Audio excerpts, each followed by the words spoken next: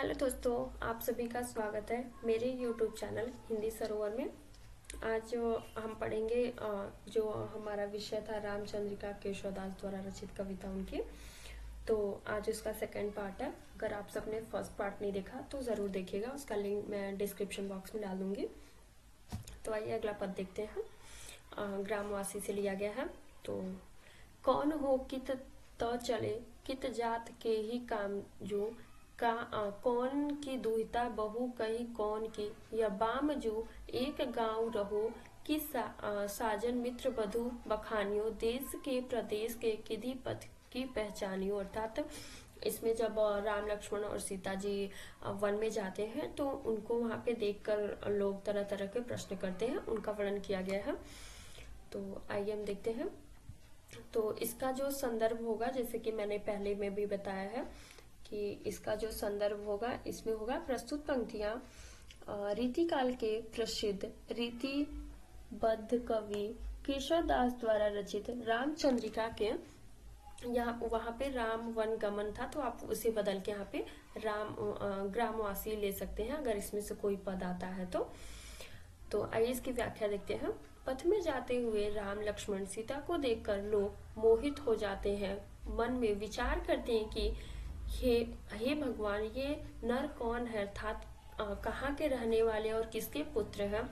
जब कुछ निश्चित नहीं कर सकते, अर्थात जब उनको कुछ पता नहीं लगता तो उनका जो चित्त यानी हृदय भारी भ्रम यानी कि उलझनों में पड़ जाता है। तब लोग सीधे राम जी से ही पूछते हैं कि हे प्रभु, आप कौन हो, कहाँ से आए हो, कहाँ जाना है, आपका किस काम के लिए आगमन हुआ है, आपके साथ यह स्त्री किनकी पुत्री है एवं किनकी पुत्र वधू है, आप तीनों एक गांव के एवं कुल के हो अथवा आप तीनों का साथ केवल मार्ग तक ही है। तब वहां के जो गांव के लोग हैं वो प्रश्न कर रहे हैं, उनके मन में प्रश्न आ रहा है कि क्या आप लोग यहाँ पे किसी उद्देश्य के कारण यहाँ पे आए हो या आपका कोई जो कार्य था वो पूरा नहीं हो पाया, उसे पूरा करना है। तो तरह तरह के प्रश्न करते हैं कि जो सीता जी हैं किनकी पुत्र वधू यानी कि किनकी पत्नी है, किनकी पुत्री है, और आप तीनों एक गांव के हो, एक कुल के हो, अर्थात आप केवल पथ के मतलब पथ के साथी हो, अर्थात बस वन में जा रहे हो, जाते जाते मिल गए हो। इसका अगला पद देखते हैं।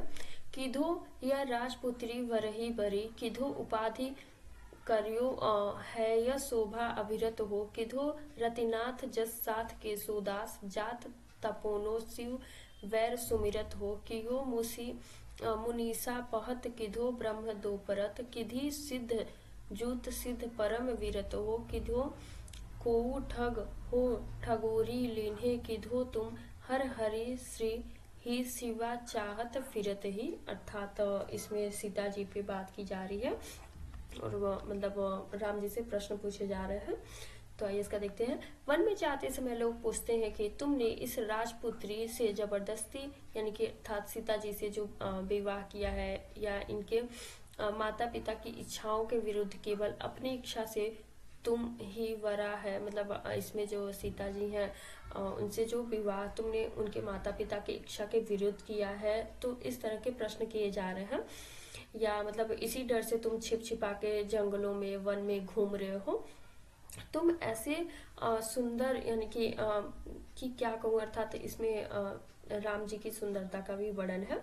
केशवदास कहते हैं कि या तो तुम तीनों रति काम और संसार विजयी होने का सुयश हो, लक्ष्मण जी तुम्हारे सुयश रूप है, और शिव का वैर स्मरण करके वन में एकांतवास करने जा रहे हो, किसी मुनि द्वारा शापित व्यक्ति हो या किसी ब्राह्मण का कुछ दोष करने में मन लगाए हो, अतः रूप बदले वन में फिर रहे हो, घात पाकर हत्या करोगे, या सिद्धि प्राप्त कोई परम वीरांगनी सिद्ध पुरुष हो।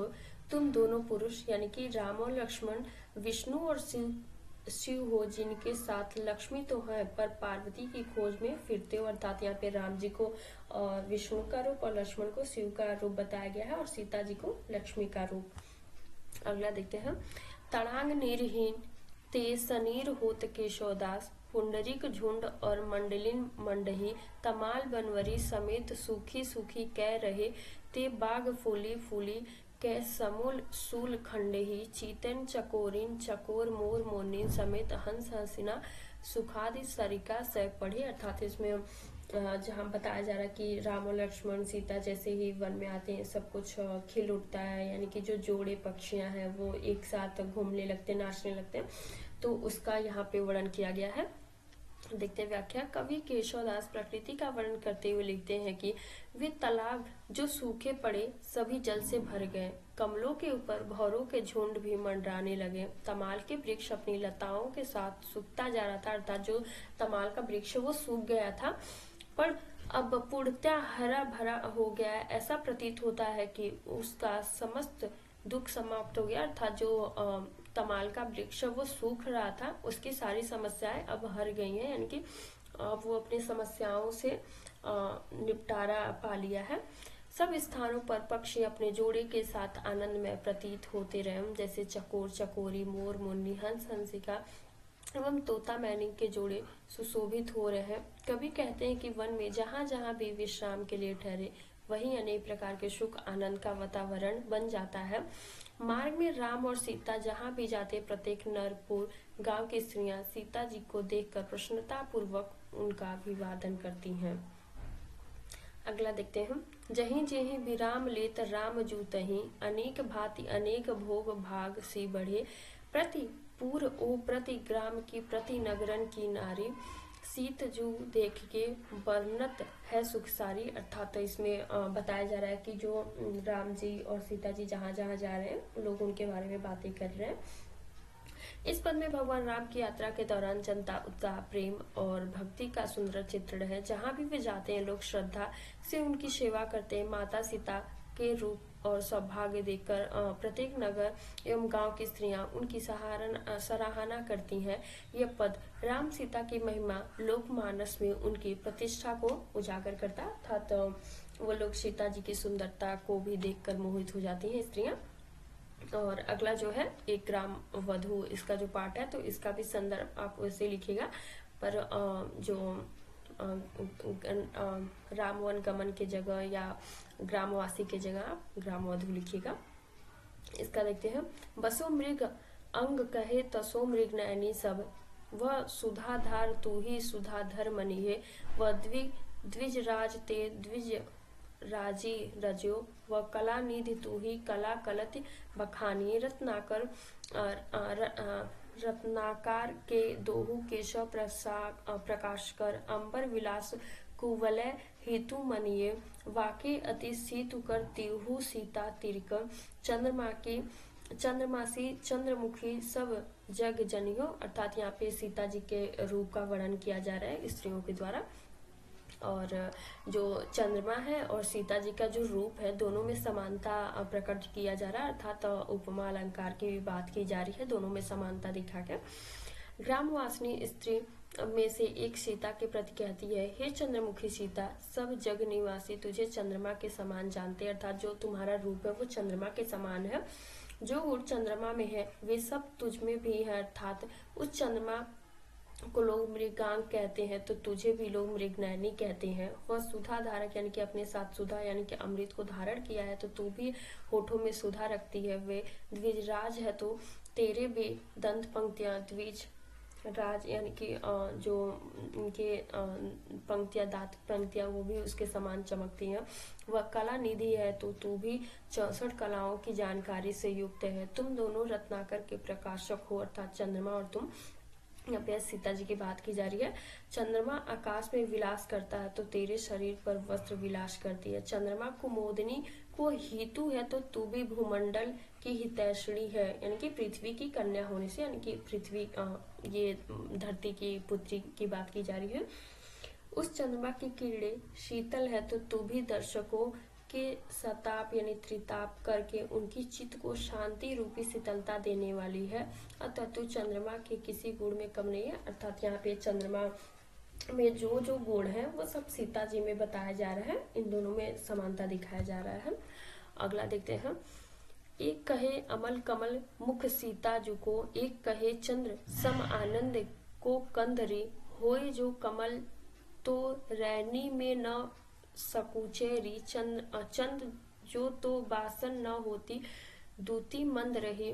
वासर ही कमल रजनी ही में चंद्र मुख, वासर हूँ रजनी विराजय जगदम्बरी। देख मुख भायो अनंत देखई, कमल चंद्र ताते मुख मुखियो सखी कमल न चंद्र री। अर्थात यहाँ पे दूसरी स्त्री के द्वारा यहाँ पे बताया सीता जी की बात की जा रही है। तो देखते हैं, तीसरी स्त्री दोनों का मत खंडन करके कहती है, अर्थात जो पहले वाली में था उसमें स्त्रियां बात करती हैं। सीता जी का मुख कमल सा है, कोई कहता है चंद्र सा आनंददायक, पर मैं कहती हूँ कि यदि कमल सा होता तो रात्रि की संकुचित न होती, यदि चंद्र सा होता तो दिन में उसकी आभा मंद न पड़ती। कमल तो दिन में प्रफुल्लित रहता है, चंद्रमा रात्रि ही में प्रकाशित रहता है, पर वह मुख तो रात दिन समस्त जग में सम्मान पाने योग्य है। जो कमल और चंद्रमा देखने में तो सुंदर नहीं है, केवल उनके गुण सुनने में भले जचते हैं। अर्थात यहाँ पे सीता जी की बात अब की जा रही है, पर यह मुख टकटकी बांधकर देखने में ही आता है, यानी कि जो मुख की बात कर रहे हैं वो सीता जी के मुख है।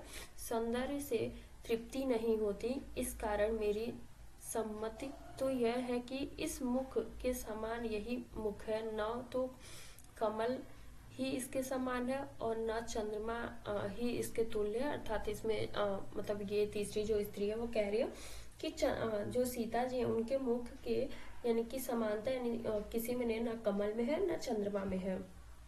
अगला देखते हैं, मार्ग जो रघुनाथ जो दुख सुख सब ही देत, चित्रकूट पर्वत गए सुदर्शिया समेत। अर्थात इसमें दर्शकों के सब लोगों को सुख और पुनः निज वियोग देते हुए श्री राम जी यानी कि और लक्ष्मण सीता सहित चित्रकूट पर्वत पर पहुंच जाते हैं। आप सभी का बहुत बहुत धन्यवाद। मेरे चैनल से जुड़े रहने के लिए प्लीज मेरे चैनल को लाइक शेयर एंड सब्सक्राइब करिए।